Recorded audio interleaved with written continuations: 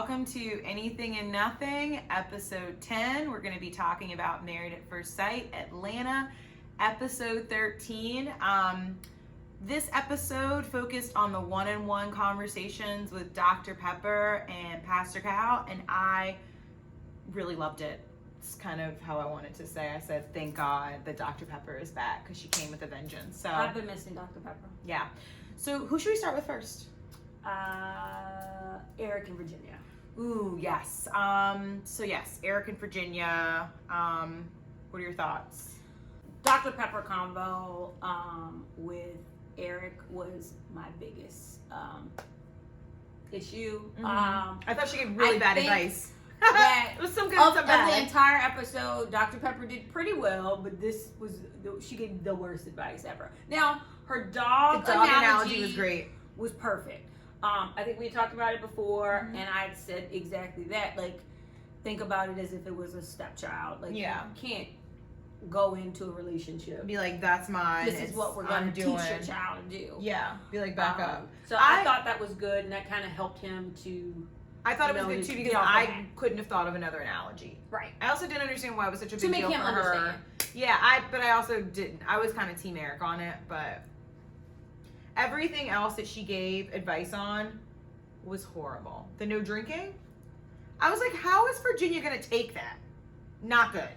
Yeah, I don't think I've been there. Dr. Pepper got the right feedback on their dynamic and conversations about Virginia drinking. Yeah. So telling Eric to tell Virginia not to drink, not the right move. Dr. Pepper could have told Virginia that she should stop drinking for a period of time. Yeah. But and she didn't it shouldn't come from Eric. And she didn't say it like, oh, let's not drink when we're, having arguments. Because he did kind of bring that up. But she was just like, but that's probably turkey. Because he knew that she wouldn't have taken it. Yeah.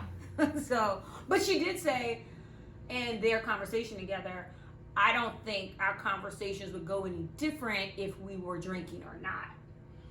That's what Virginia said. But I agree with Dr. Pepper. It would go different if you were completely sober. Yeah. No, for sure. And then the dedicated hangouts, I thought that was a good piece of advice. I didn't understand why Virginia was so hesitant about it. So I think that I was Team Virginia on that one because I think they didn't communicate properly. I think what Eric wants is for her to just be ready on the drop of a dime to hang out with him whenever. Yeah, that's Whereas what she was saying was, I want us to just make plans. So you're here for 2 weeks, then you want Saturday this week, you want Sunday this week. Or you want Friday and Saturday this week, and you want Sunday and Friday another week. I think that's what she meant, but for Eric, it sounded like you still are picking your friends over me, and I don't think Eric has enough. It seems like Eric thinks he has so much to do with her, that he needs her to dedicate this time. But it also just doesn't seem like Eric has a life. Like, I'm like, does he have friends? Because it seems like Virginia has a lot of friends and he has none. But I'm also just like, Virginia, you're married, and I feel like to his credit, and I'm not like Team Eric right now, is she is married, and sometimes your husband will have to trump shit that you have going on with your friends. Right. And like, that's what I'm like, they're just gonna butt heads all the time. Right. She seems kind of tapped out. Like, she's in, but she's not in. I think she's exhausted.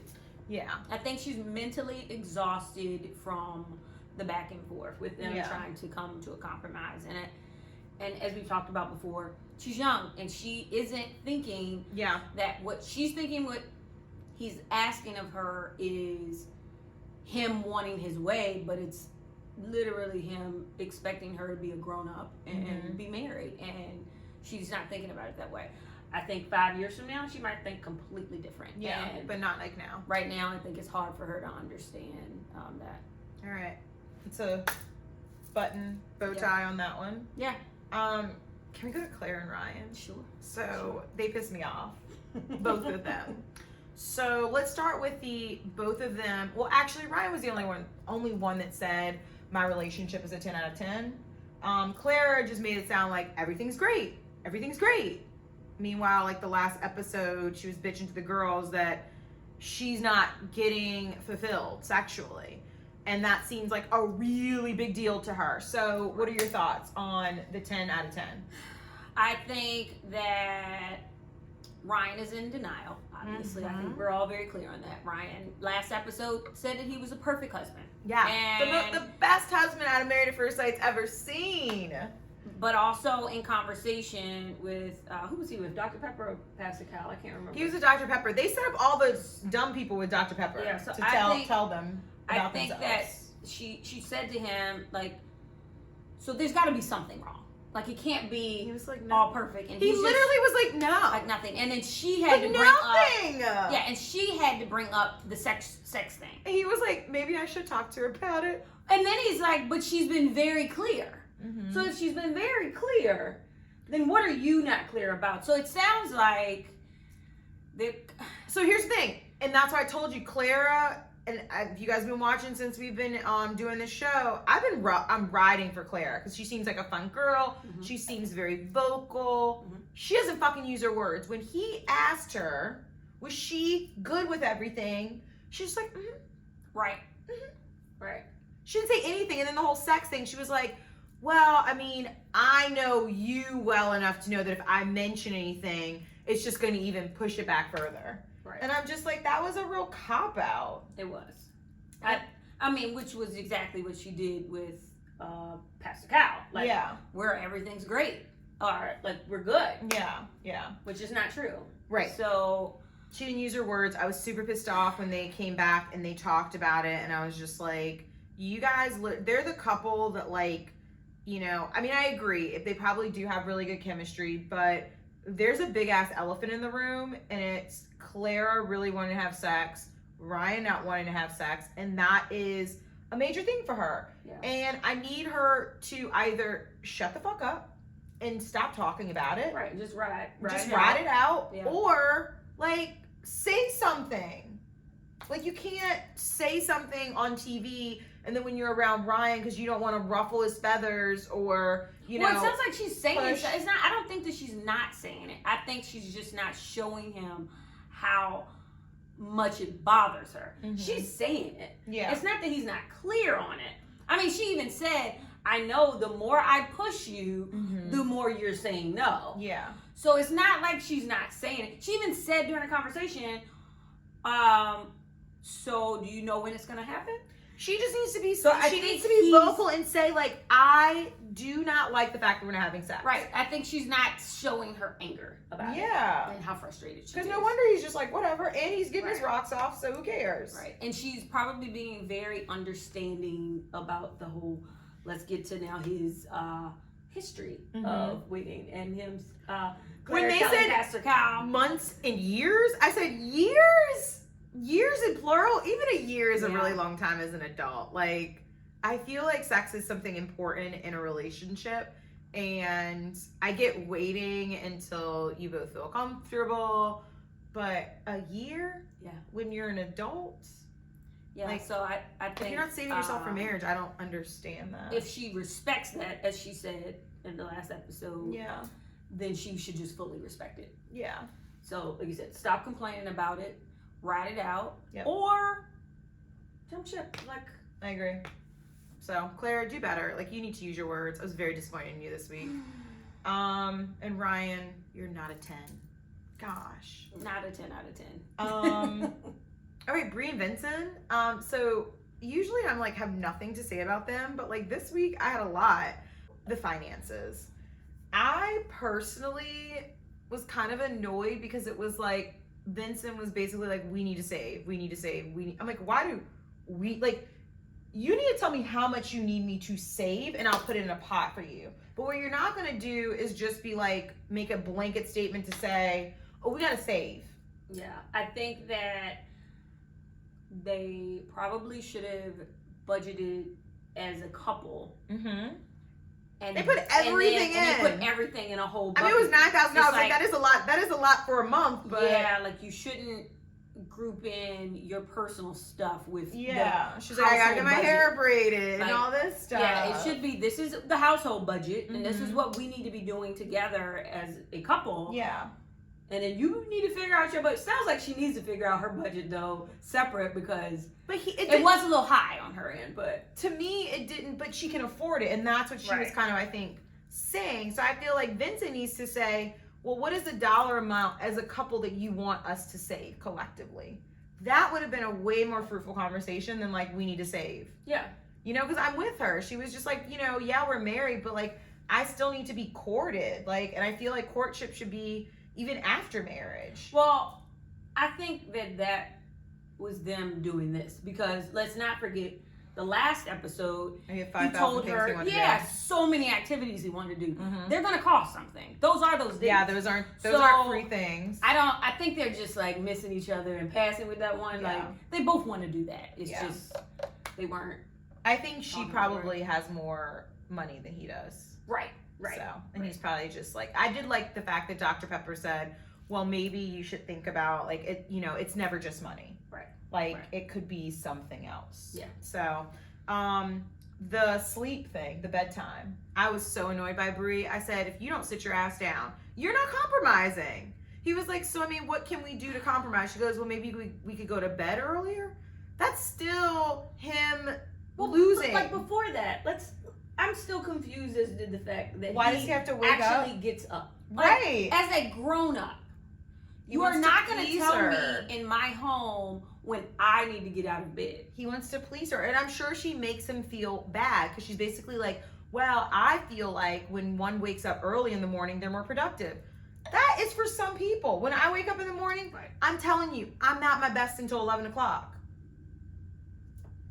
Period. But I mean, I still have to get up to like go to work. That might be a little extreme. Because 11 o'clock is ridiculous. No, I'm just saying that like if she's saying wake up early, I could wake up at 8:30. Like, are they working from home? Like, how does he know? Like, why can't he just go back to bed like when she leaves? Like, I don't know. I feel like she just wants to wake up. Like that's a couple thing to do. I think it's the strangest thing. But that's like how some couples want to go to bed together too, which was her point. She decided that the compromise was that he goes to bed early. What do you think about that? Like going to bed? Like I think it's I don't think we need to go to bed together every night. Yeah, I agree. Obviously, sometimes you do need to go to bed together. Yeah, but I don't. There's think also you morning have time too. Yeah, I don't think you have to go to bed together, especially to get up early. Yeah, because your wife just wants you to get up. Yeah, like, come on. Yeah, that's ridiculous. What about the baby? Yeah, the baby. We both were like in sync with that. Yeah. So I don't know enough about high blood pressure to know whether that's a concern or not. Like I know that like even women that and well, as you does get she older, have type 1? Yeah, I think she has. Yeah. Okay, she was like, I can't eat. I mean, she's like, there's nothing I can hers do. Is hereditary. Yeah.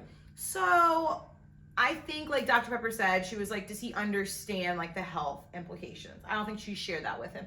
And like for me, I didn't even know, like I know that there's health implications, but like not to the point where like you can die. And he's a guy, he probably definitely doesn't even know that. So blood pressure can be an issue with people having a baby that don't have blood pressure issues. Right, because women can get it. If she already has high blood pressure, is already challenged. But my whole problem with that whole situation was that once again, Vince shut down. He did. He's blank. Such a good shutter offer. You could tell that he had literally turned off because he knew that there was not anything nice he could say. Yeah. And I was offended by it because... Do you think that's a good, like, I mean, what should he have said? Do you want him to fire back? I need him to ask the questions because I think that part of it was that he wasn't clear on what she was saying. Like, to him, it sounded like, I might not want a baby. That's it. Yeah, and he shut down. And I'm scared of having a baby. That's it. So she didn't initially talk about her blood pressure though. She just said like, I have a fear of being pregnant and giving birth. Yeah, I think he is like, he's only hearing that one thing, no baby. And he's like, no baby. I know, and he was like, I mean, didn't he say like 4 babies with Pastor Cal? He might have. All I know is he said, I mean, on my deathbed, like if I don't have children around, I'm just not gonna feel good. And I was like, yeah, so they're gonna have to figure that one out. But that's all I really had. About the finance one really just irked me a lot. So, all right, Haley and Jake. So, what bothered me about that was Dr. Pepper gave him, and I thought he had a really great conversation with Dr. Pepper. He had a great conversation. She goes, what question would you ask her that like you haven't asked her? And he talked about like how like why she pulled back at like at the honeymoon. Great questions. And Dr. Pepper gave him all these things that he should take back. And when they got back, the only thing he brought up was, so I mean, like, it just seems like you need your space. I said, where at that conversation did Dr. Pepper talk about that? Jake did not take back anything that he talked about with Dr. Pepper. No. I thought that them coming to the conclusion of him wanting to know exactly, his main question to ask was, what happened in Vegas?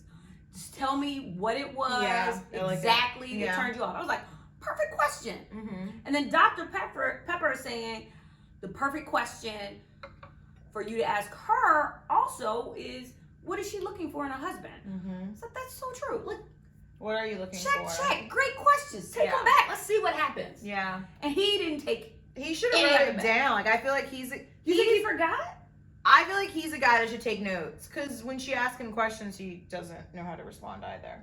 I think Haley asked yes and no questions, and I think she needs to come up with the hows and the whys because you can't say yes to those questions. So you think Haley needs it's to not work her fault. On her conversation style to accommodate someone that doesn't talk. So I think both of them do. I think that they're not Jake a good has match. He's not very good with conversation. So I'm starting to believe that that's really the kind of the root of what her issue is. Like they'll have like these good moments of being together and like they're the dinner in the They're aquarium, kind of like in Vegas, like, and they had a good time, but she's sitting there and she's not having her missing this clicking and connection is the fact that they can't have a conversation. And that's hard. Which is true. Like, yeah, you go on a first date with someone or a second date with someone. They have nothing to talk about. You have no conversation. Why go on a next date? Yeah. So I think that is probably what she's missing. He needs someone that is a talker and that likes to plan things and needs like just kind of like a body. And it sounds bad. Yeah. But they're people that I think can completely emotionally attach to someone, even though they're not talking as much, but like their presence. Right. Like, and they're very similar. Yeah. They're very similar. And that's probably, he needs somebody a little bit more outgoing. Perfect, but not. Mm-hmm. And that's probably why everything is like aligning with how the tarot reading was like, y'all are perfect and they match them perfectly. Yeah, but they're not. They're too perfect together, being like the two same people, and it's like, it's not. And she's a little bit more energy, but. Which kind of goes to her random cry spell. What was up with that? I think that her tears are from her realizing it ain't gonna work out, that she's the problem. Oh, yeah. Like, you have to think that if you were, well, how old is she? 28, because he's 10 years old. And you haven't been in a relationship since high school? Like, I think right like after 20, high school? I think she's like 20. So 2021. To think that you haven't been in a relationship as an adult, and you run away from everybody that you have get into something with, start going back and forth with people and doctors and and your now husband. You have to start realizing that it can't just be them. It can't be everybody else. That's the problem. Yeah. And I think that's where it's coming from. I think she's starting to kind of realize, okay, maybe it is me. But also, what can I do? Because this man isn't talking to me. That's true. I mean, I think that might be where she's torn. I know, and I feel for her because even when they sat on the couch, it's kind of just like Jake doesn't give a lot. No. And he needs a special person. Like, I think that he is not an attractive guy. I'm not saying he's hot, but he's also not ugly. So I don't think it's a looks thing. It's a personality thing. Like, I get past the 80s.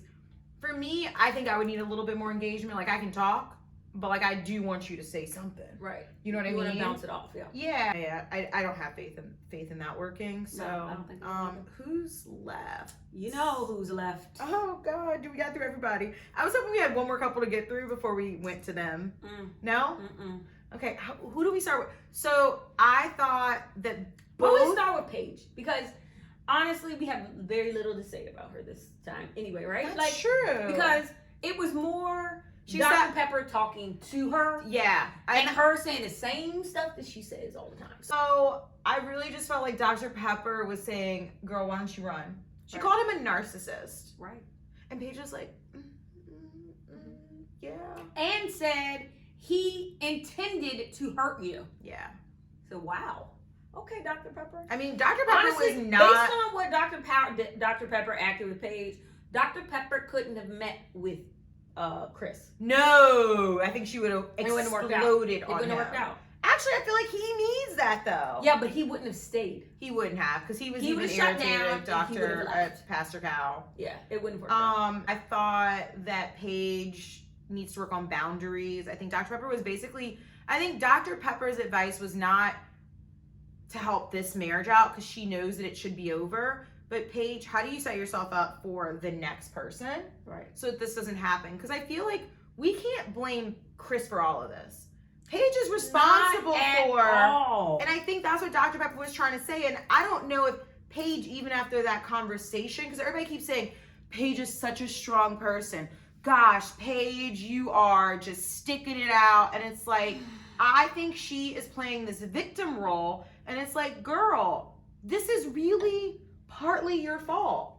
Anybody should have been checked out when Chris left the day after our wedding and said, I'm going to go get us breakfast, and you didn't show up, and when you showed up, you had no good reason for it. Okay, maybe you can stay, go to the honeymoon. He had a reason, He said, but it was, I had a panic attack because I wasn't attracted to you. Oh yeah, he did drop the bomb day 2, right? Yeah, so that's when I feel like that's why we say all along, we wouldn't have been here. I think 80% of the women would have left. There probably is 20% that would have stayed. For sure. But then when you get to Vegas and he tells you on day 3, maybe 4, that he has somebody pregnant, I think 99% of the women would have dropped off, and Paige is at 1%. If Chris was late. Asshole. Late. Asshole. Like, no respect for... Who's an hour late? I get 15 minutes because I'm always late too. And then her face. Yes, so her face. I busted out laughing. I busted out laughing. I don't understand. At least he's honest. You all in all of Atlanta. He did. He all of Atlanta with the one person that looked like her. Basically, is what he said. Why? In all of Atlanta, that's what you gave me? He did. He said all of Atlanta. He goes, Atlanta's a lot of beautiful women. I blame it on you, Married at First Sight. Yeah. What? And then Pastor Cal was like, hold up. He goes, but you said you were open. Pastor Cal listed all the things that he wanted. Yeah. And he was like, you wanted this, you wanted that, you wanted this.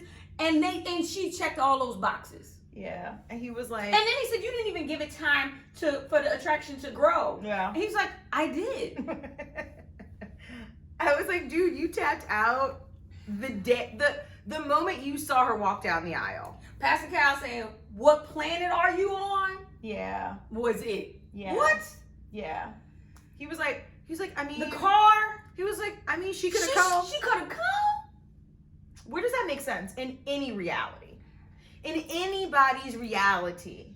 Even if they had been together for a while. Right. And this happens. Right. Like, no, I'm not. First of all, you're not going to be buying her a brand new car. Second of all, it sure as hell ain't going to be no Mercedes. Like, and then he says, I mean, I'm thinking about buying a house too. And Pastor Cal was like, this is your problem. You make these knee-jerk reactions and decisions. Right. It doesn't make sense. It doesn't. Nope. He's such a fucking idiot. And then what about no apology? No apology. He goes, I think you owe her an apology. He goes, nah, I don't think I do. Yeah. And then he started getting frustrated at Pastor Cal and was like, I don't understand why we're having this conversation. Like, he's such a child. He's delusional. Yeah, but he's a narcissist. I think he is the definition of a narcissist. I don't think he's in his own, he's in Chris land. Yeah. He is in Chris land. I love Tamaraland, but like, no I'm out of it clue. sometimes. Yeah. We can sometimes pull you out of Tamaraland. Yeah. I don't think Chris can be pulled out of Chris land. What Paige thinks now Because she's probably, because we already saw a clip in Decision Day. We haven't seen the before show yet. I hope that she is on the before show. But at Decision because Day, Ryan was on the before show this week. Yeah. When Clara, they didn't show the clip though of her. No, they did on the before show for him. Hold on, did I finish? I don't think I finished it. What did he say? He just acted his normal self. I think that's understandable for her to feel that way. She's entitled to her feelings. My God, he's so still just. Let's just pray for them all. I don't know. Only people I'm sure about are Bree and Vince. Yeah. I think that's all. Eric and Virginia and Claire and Ryan are going to say yes. I'm clear on that, but I don't know why. Say yes for sure. Okay. Yeah. I should take off Thursday. Get drunk and take shots. We could play a drinking game. Ooh. Let's do it. All right. We got to figure out when it is. All right, guys. Thanks for tuning in. I can't wait till next week. It's just, it's a train wreck. It's probably like the best season ever. So it's definitely the most dramatic season. Yeah. Yeah. Bye.